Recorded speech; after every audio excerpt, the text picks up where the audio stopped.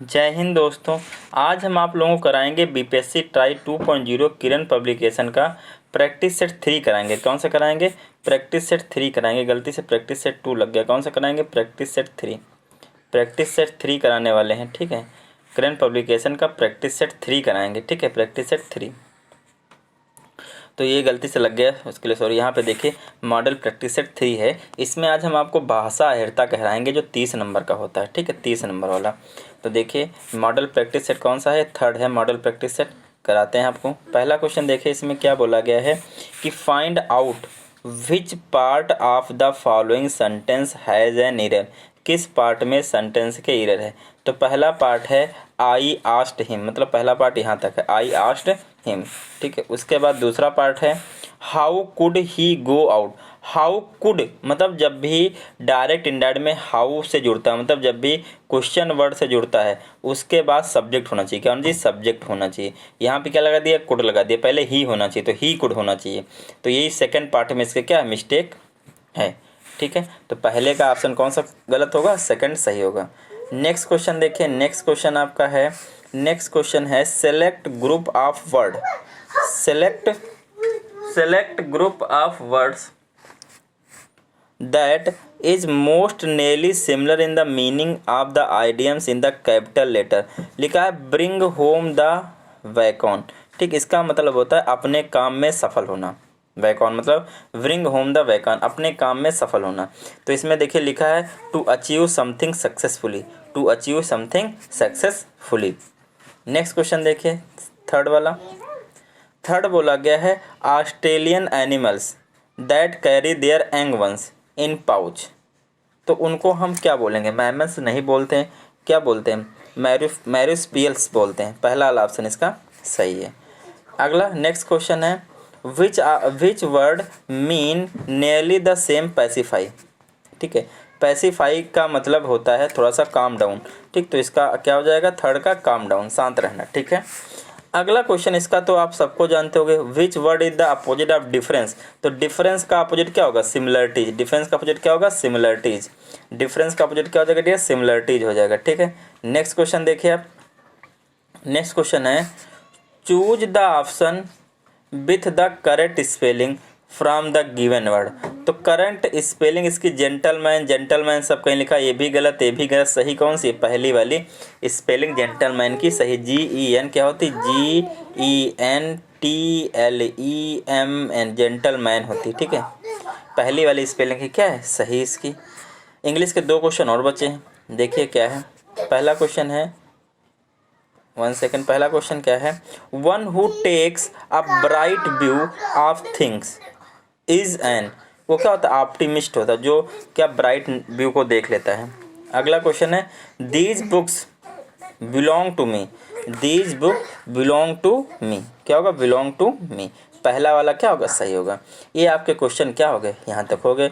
अब देखिए यहाँ पे एक पैराग्राफ दिया गया है। पैराग्राफ के नीचे कितने क्वेश्चन हैं? 9 2 11, 3 क्वेश्चन हैं।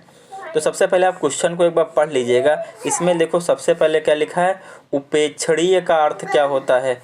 गद्यांश में किस कवित्री का उल्लेख किया गया है? और गद्यांश में बंदिश का आशय नहीं हो सकता, बंदिश का आसन नहीं हो सकता। तो ये सब तो आपको ऐसे पता होगा, लेकिन एक बार आप पैराग्राफ को पढ़िए, देख क्या लिखा है। मध्ययुगीन भक्त कवियों में मीरा और सूर 2 कवि के बारे में बात कही गई है। जिस आदर्श समाज की कल्पना की है वह आज भी वर्णीय है। सूर के यहाँ स्त्रियां अपने संपूर्ण स्त्रीत्व भाव में आती हैं। वो ना तो देवी हैं और ना ही शोषित। नंद की सलाह देती यशोदा तो आदर्श पत्नी है ही। कृष्ण की पालित माता भी वही हैं। उनके वात्सल्य के समक्ष वास्तविक माता का वात्सल्य उपेक्षणीय है। सूर की गोपियाँ ज्ञान और प्रेम को अधिक महत्व देती हैं और ज्ञान की उपेक्षा करती हैं। क्या ऐसा आदर्श समाज जो स्त्रियों को उनके स्त्रीत्व प्रदान करे आज तक बन पाया है? नहीं। भक्त कवि आज की इस चिंता को उस समय देख रहे हैं, इसलिए भक्ति काल और प्रासंगिक ही जाता है। स्त्री की स्वतंत्रता और समानता जैसे मानवीय मूल्यों के लिए मीरा आजीवन लड़ती रही। तमाम बंदिशों देखो, बंदिशों के बावजूद, बंदिश मतलब रुकावट होती, ठीक है, को स्थापित करने में सफल रही। मीरा क्या है, मीरा का संपूर्ण जीवन संघर्ष हमारे लिए आज भी प्रासंगिक है। तो देखिए इसमें आप अगर इसके आंसर चेक करने जाओगे तो पहले लिखा उपेक्षणी का अर्थ है, तो क्या उपेक्षा करने योग्य, उपेक्षणी मतलब क्या, उपेक्षा करने योग्य। दूसरा का गद्यांश में किस कवित्री, कवि नहीं कावित्री, तो मीरा के बारे में बात की गई है, कवित्री बोला गया है। अगला है 11 में बंदिश का आशय नहीं हो सकता है, तो बंदिश का मतलब बंधन भी होता है, बंदिश मतलब बंधन भी होता है, व्यवधान भी होता है, लेकिन शब्द समर्थन नहीं होता, समर्थन तो बंदिश में कभी नहीं होगा, ठीक है। तो ऑप्शन थर्ड क्या है, राइट है। नेक्स्ट क्वेश्चन देखिए, सर्वनाम का भेद इनमें से कौन सा नहीं है। तो देखिए संबंधवाचक भी होता है, प्रश्नवाचक भी होता है, लेकिन गुणवाचक नहीं होता है। हमारे पास जो सर्वनाम होते हैं 6। कौन, पहला होता है पुरुषवाचक, कौन सा होता है, पुरुषवाचक सर्वनाम। दूसरा होता है निश्चयवाचक, कौन सा होता है, निश्चयवाचक। अगला होता है अनिश्चयवाचक, 3 हो गए, अनिश्चयवाचक। अगला होता है प्रश्नवाचक, अगला क्या होता है, प्रश्नवाचक होगा। अगला होता है संबंधवाचक, कौन सा होता है, संबंधवाचक होता है। और अगला होता है निजवाचक, ये 6 होते हैं। कौन सा होता है, निजवाचक। 1 2 3 4 5 6, 6 होते हैं, ठीक है। तो गुणवाचक नहीं होगा इसमें, कौन सा नहीं होगा, गुणवाचक नहीं होगा। नेक्स्ट क्वेश्चन क्या है, निम्नलिखित प्रश्नों में दिए गए विकल्पों में उस विकल्प का चयन करें जो दिए गए मुहावरों के अर्थ को सर्वश्रेष्ठ रूप से व्यक्त करता है। ईंट तक बिकवा देना, इसका मतलब होता है सर्वस्व नष्ट करना, ठीक है। तो 13 का पहला हो जाएगा। ऐसे बढ़ते हैं 14 नंबर देखिए, निम्नलिखित में कौन सा शब्द खर का पर्यायवाची है। तो खर का पर्यायवाची है, तो खर मतलब होता है मूर्ख, खर का मतलब क्या होता है, मूर्ख। तो पहला नहीं, खर का मतलब होगा गधा, क्या होगा, गधा। 14 खर का मतलब क्या होगा, गधा, ठीक है। खर का मतलब क्या होता है, गधा। पहला वाला ऑप्शन राइट होगा डियर। 15 देखिए डियर, दिए गए वाक्य में उपयुक्त शब्द का चयन करके रिक्त स्थान की पूर्ति कीजिए। सभ्यता की दौड़ में संवेदनशील जैसे मनावेगों के साथ स्वतः छूट जाते हैं, क्या हो जाते हैं, स्वतः छूट जाते हैं। थर्ड वाला राइट है। 16 नंबर देखें, कमल, मोती, पानी में उत्पन्न होने वाला एक किस प्रकार के अनकार्थी शब्द हैं। तो ये है भैया जल, जल में उत्पन्न होने वाले कमल, मोती और पानी, ठीक, जलज कहलाएंगे। अगला क्वेश्चन देखिए क्या है आपके पास, क्वेश्चन नंबर 17। क्वेश्चन नंबर 17 कहते हैं वह आम के पेड़ हैं। इस वाक्य में अधोरेखित शब्द वह मतलब वह आम के पेड़ है बताया जा रहा है, तो मतलब क्या, निश्चयवाचक सर्वनाम। कौन सा है, निश्चयवाचक सर्वनाम है। 17 का पहला। 18 देखिए, 18 कह रहा है तरल का विलोम शब्द, तरल का ठोस होगा वो क्या, 18 का सेकंड हो जाएगा। 19 नंबर देखिए क्या कह रहा है, आप मियाँ जी मांगते द्वार खड़े दरवेश, मतलब भिखारी का मतलब जो गरीब है उसके घर ही क्या खड़े हैं, भिखारी खड़े हैं, गरीब के घर। तो किसी निर्धन के घर भिखारियों की भीड़ होना, यही होता है आप मियाँ जी मांगते द्वार खड़े दरवेश, ठीक है। तो नेक्स्ट क्वेश्चन बढ़ते हैं डियर, 20 नंबर क्वेश्चन कह रहा है जब किसी वाक्य की क्रिया के, ध्यान रखिएगा इस क्वेश्चन को, जब किसी वाक्य के क्रिया के लिंग, वचन और पुरुष कर्ता के लिंग, वचन और पुरुष के अनुसार हों तब वाक्य में कौन सा वाच्य होता है। तो वो कृतवाच्य होगा। जब भी कर्ता से कुछ कहेगा कृतवाच्य, कर्म से कुछ कहेगा तो कर्मवाच्य, ठीक है। अगला क्वेश्चन देखिए डियर, क्वेश्चन नंबर 10 क्वेश्चन और बचे डियर। इसमें से कौन शब्द शुद्ध है। तो आशीर्वाद है, तो आशीर्वाद डियर ऐसे लिखते हैं, जो ऑप्शन होगा आप लोग बता दीजिए। आशीर्वाद कैसे लिखते हैं, ऐसे लिखते हैं। तो ऑप्शन कौन सा, थर्ड इसमें से क्या है, राइट है। ऑप्शन थर्ड इसमें से क्या है डियर, राइट है, ठीक है।